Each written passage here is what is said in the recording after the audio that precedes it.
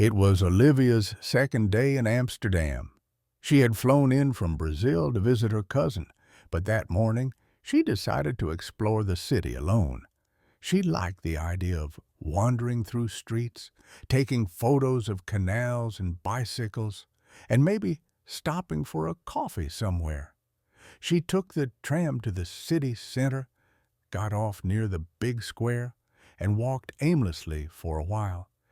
It was peaceful, a little cold, but beautiful. She stopped to take a photo of a street artist and then realized she had no idea where she was. She checked Google Maps, but her phone was at 3% battery. Of course. Classic. She looked around. There were people everywhere, little shops, cafes, bikes flying by, and signs in Dutch, nothing familiar. She took a deep breath and thought, okay, it's time to ask for directions in English. She saw a woman locking up her bike and walked over. "Hi, excuse me," Olivia said politely. The woman turned and smiled. "Yes, I'm looking for Central Station. Can you help me?" The woman nodded. "Sure. It's about 10 minutes from here. Go straight, then take a left at the second light. You'll see a big building with a clock tower." Olivia listened carefully, but didn't catch everything. "Sorry, left at the second—" "What?" "At the second traffic light," the woman repeated. Olivia smiled. "Okay, thank you so much." "You're welcome. Enjoy your day." She started walking, repeating in her head, straight, then left, big clock, second light.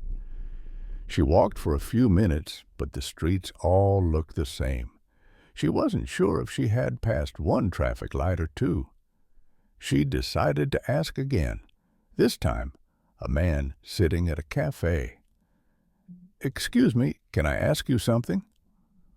"Of course." "I'm trying to find the train station. Am I going the right way?" Yeah. Keep going straight for about 5 minutes. You'll see signs when you get closer." "Thanks. Should I stay on this street?" "Yes, just follow the tram line. It'll lead you there." That was a helpful tip. She looked down and noticed the tram tracks. Follow the tram line. Perfect. As she walked, she practiced in her head what she had just said. "I'm trying to find, am I going the right way? Can I ask you something?" They were short sentences, but they worked. She realized that asking for directions wasn't about speaking perfectly. It was about being clear and polite. People didn't expect fancy words, just kindness and a little effort. She passed a bakery, smelled fresh bread, and almost forgot where she was going. But then she saw it, a giant building with a big clock and people coming in and out. She had made it. Inside the station, she felt proud of herself. She had asked not once, but twice, and she understood enough to keep going. That was more than just finding her way. It was real practice, real confidence. She sat on a bench, took out her notebook, and wrote down a few phrases she wanted to remember. "Excuse me, I'm a bit lost." "Can you point me in the right direction?"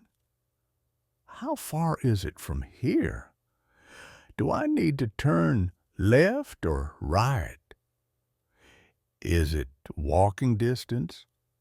Later that night, she told her cousin about the mini-adventure. "You got lost?" "A little. But it was actually fun. I asked for directions in English, and it went pretty well." Her cousin laughed. "That's the best way to learn, getting lost and talking to people." And it was true. That day, Olivia didn't just find the train station. She found out that she could handle real-life English conversations, even when she was unsure.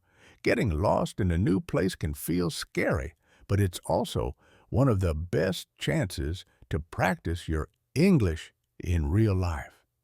You don't need to be perfect. You just need to be clear, polite, and brave enough to ask. So next time you're not sure where you are, try saying, "Excuse me, could you help me? I'm looking for, is it far from here?" These simple phrases can lead you not just to your destination, but to new conversations and real progress. Practice out loud, try different styles, and soon it will feel completely natural. Thank you for practicing with me today. See you in the next lesson.